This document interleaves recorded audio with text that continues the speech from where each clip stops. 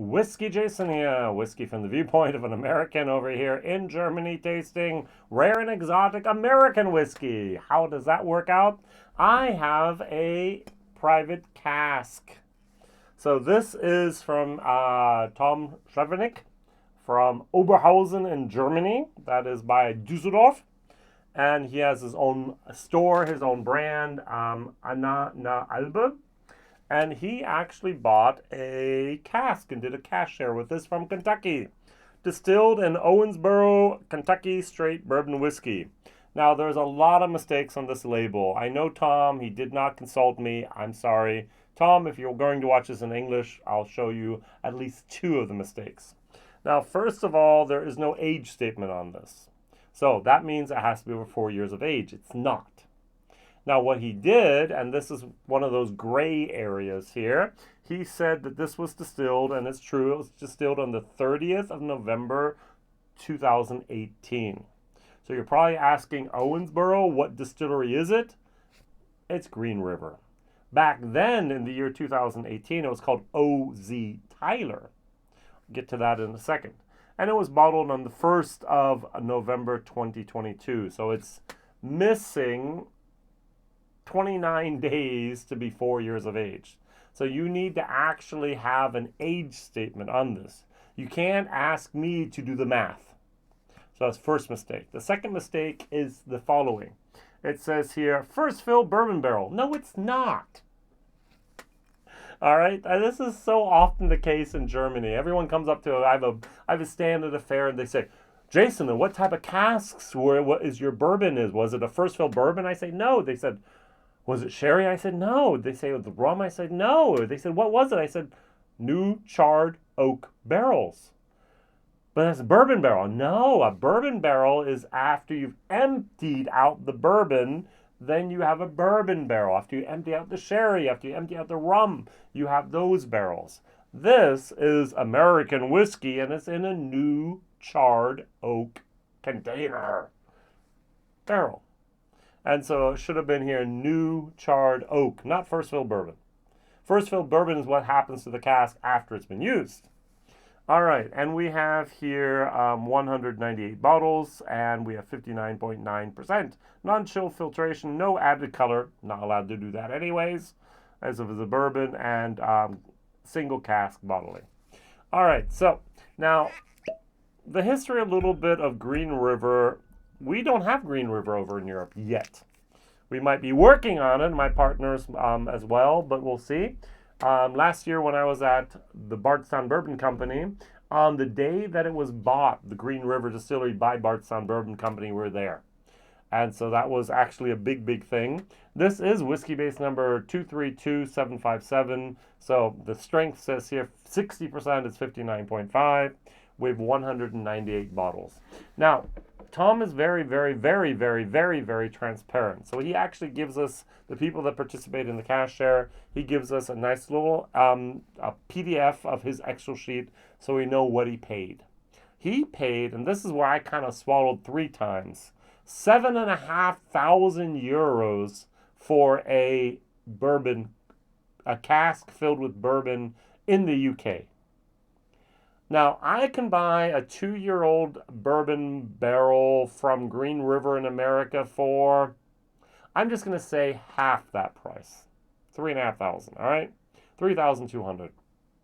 They used to be 1,000, then they were 2,000, and let's just for the sake of argumentation, let's say 3,000 at the moment, because, all right? And what they did is they, whiskey broker, went and bought, I think it has to be 1 year and 1 month in Kentucky to be called Kentucky Straight Bourbon Whiskey. It has to age for 1 year, 1 month, and then we can bring it out of state. And in this case, they brought it out of the country. They sent this cask over to the UK. And that's happened with Heaven Hill. That has happened with other things as well. And that's a little bit, there's some, I know of some good bourbon barrels actually aging at the moment in the UK as well. And that, you can do that, no problem. It's still Kentucky bourbon. That doesn't have to be bottled in Kentucky. It just has to be distilled in Kentucky and it has to be aged there for a minimum amount. I think it's 1 year, 1 month. All right, so they bring it over the UK, and then over here in Germany, Tom bought the barrel for 7,500 euros, which I think is way, way overpriced. I wouldn't buy it for 5,000 euros. All right, I can buy from a new distillery in Ireland and in Germany and other places. 5,000 euros is a lot of money to pay for a new first fill bourbon barrel. With the distillate from that distillery, and in America, Green River's producing a lot. So, all right, so we have only 198 bottles here. I just did a video about this. There was 255 bottles from a hogshead. 250 liters, 255. This is basically a 200 liters, so it's 198 bottles. Which means, of course, the price divided by 198 is different than if it's divided by 250. And so we have from the 7,500 euros, after we have a bottle brought to Germany, we're at 9,236 euros. We have to add the 19% value added tax to it, which is 1,754 euros. Then we have to add the alcohol excise tax, which is another 919 euros. So we have a grand total of almost 12,000 euros. So 12,000 divided by 198 is 60 euros. So this is 60 euros. Now, if I add my normal retail margin for whiskey of 30%, I'm going to get a bottle that costs 78 euros. Whew. Now, I can often buy a Booker still for 82 to 84 euros. I can buy Elijah Craig over here for 80 euros, sometimes less. I can buy I can buy 2 bottles of Wild Turkey Rare Breed with 58.4%. Wow. I can buy 2 bottles of this for that same price. They're around 42 euros, let's say that. What I can buy a bottle of at the moment, I'm still going to use this as a comparison whiskey, is Old Grandad 114.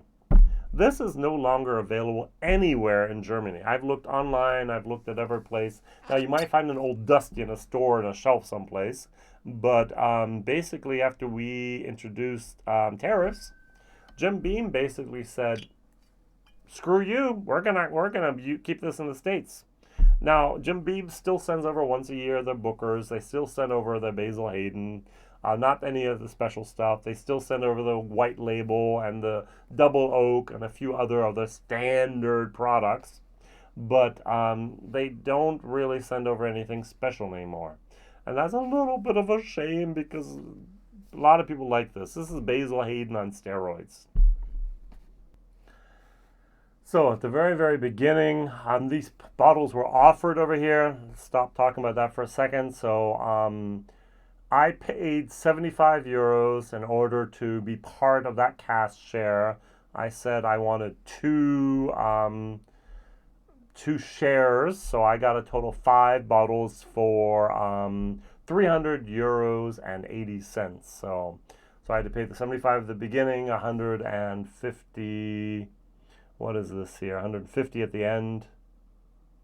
So I actually paid 150 at the beginning, 150 at the end.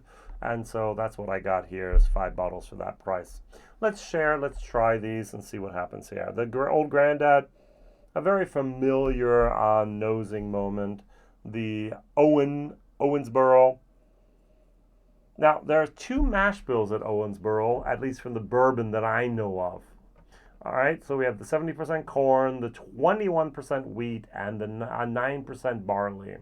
Or we have the 21% corn, the 70% corn, the 21% rye, and the 9% barley.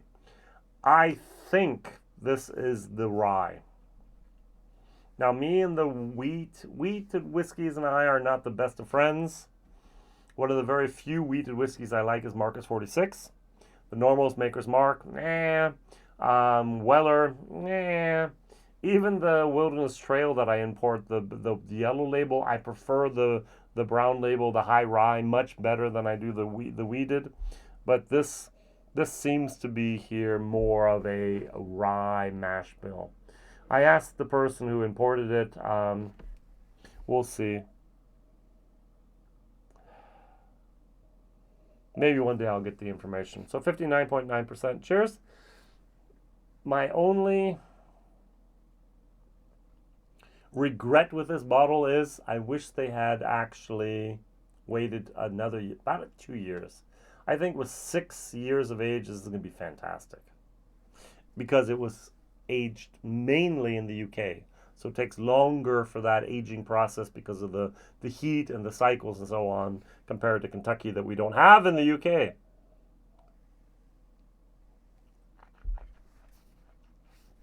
Mm-hmm.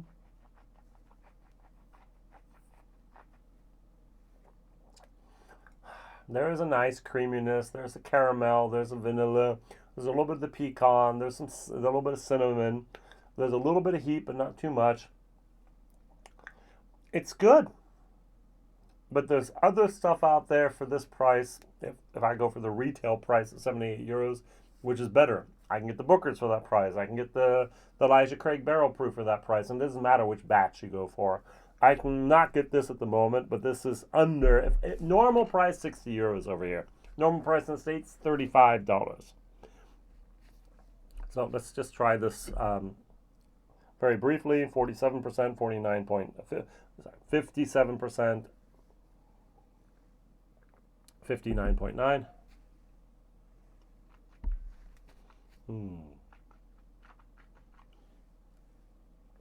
More coherent, softer, less of a burn. But this does have a little bit more, because it's non-chill filtered as well. I assume that this is filtered, chill filtered. This has a little bit more of a creaminess going on here. What I just love is I like to go back. All right, so I'm going to just go back here and see what happens to this one. Don't get me wrong, this is a C plus whiskey, but it's not. I hope for a B, but it's just lacking in age, in my opinion. 1-2 years more in the cask would have been nice, especially due to the weather conditions in the middle of Scotland, or lowland Scotland.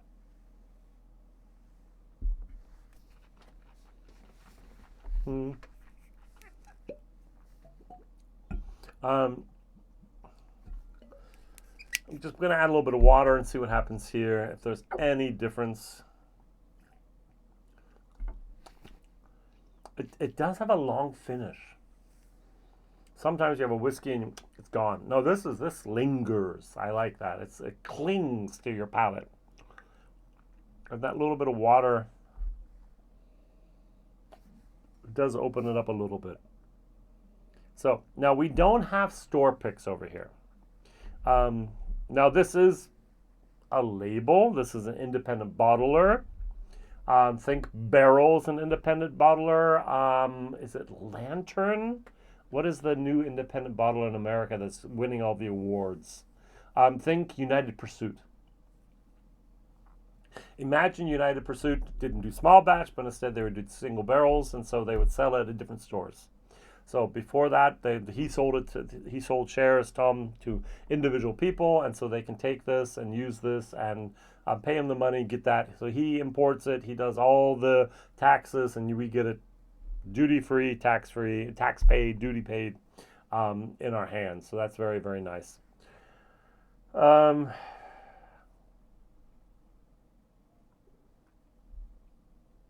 We import with N10 bourbons over to Germany also, single cask whiskey, and 79 euros. So that's the price of single cask, cask strength, barrel proof whiskey in Europe at the moment. 80 euros is what we have to pay. Pikesville, 84 euros. Just to give you a little bit of an idea of where we're at here.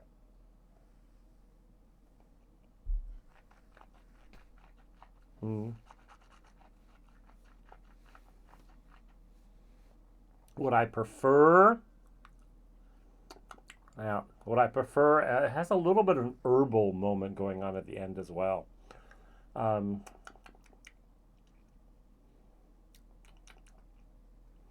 It's a C plus.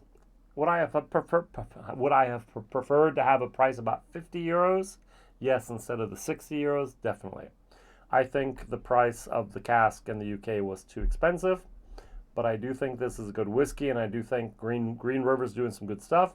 And what I also very much think is, with 6 years, this would have been maybe at its prime, maybe even 8. Who knows what would be the best with the British climate. So thank you very much for watching, liking, subscribing. I do prefer this. I do prefer this. I do prefer this, just to name a few. But it's a good whiskey, but it's not a great whiskey. Let's see if we can get some other single barrels over here to Germany soon of good bourbon from other places as well. We'll see what we can do. Thank you very much for watching, liking, subscribing, telling others. This is Whiskey Jason. See you soon. Bye-bye.